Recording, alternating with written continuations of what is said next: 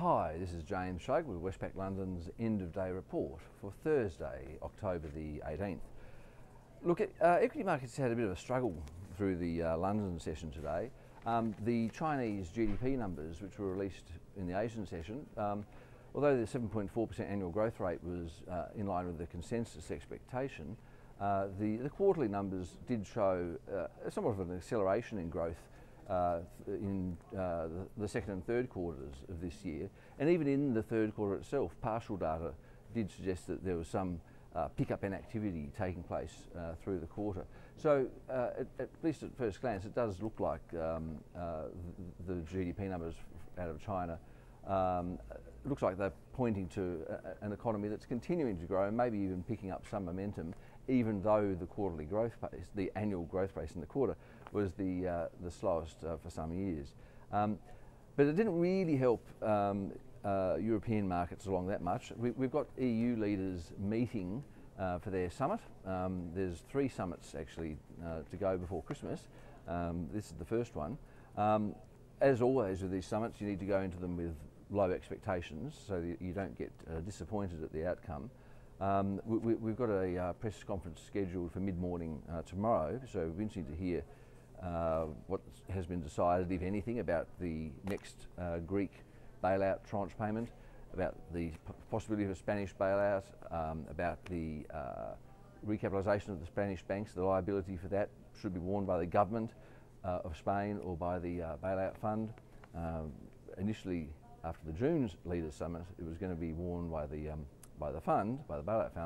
Subsequently, that liability was pushed back to the Spanish government. Be interesting to see if that's been revisited yet. Then there's a whole range of issues related to banking union, fiscal oversight, and so on. So we'll see how much progress has been made, or if it's just another roadmap.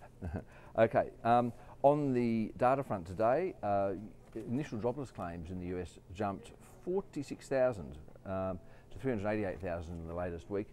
There's one state that has a bit of an issue seasonally adjusting these figures at the start of the quarter, and it seems to have distorted the national figures. So we can't really discern an underlying trend in the figures. They fell sharply the week prior, bounced even more in the latest week. But the Philadelphia Fed index, the factory index there, rose for the 4th month running, and it turned positive at 5.7 for the first time since April.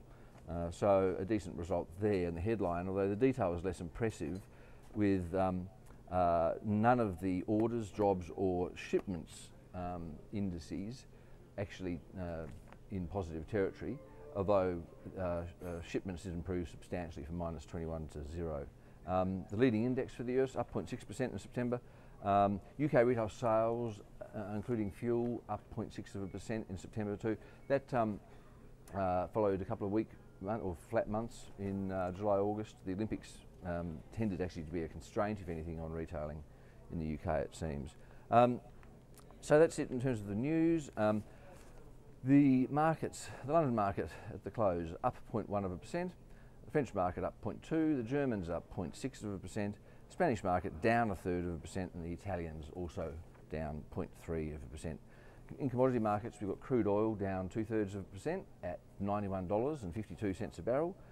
Gold's off 0.4% at $1,745 an ounce, and there's a marginal 0.1% loss in the copper price. The Aussie dollar, it's at 1.0405 against the US dollar, just climbed above $1.04 in today's session. All right, there's nothing much to report or due on the schedule in Australia on Friday, so I'll call it for the day. Okay, speak to you again tomorrow.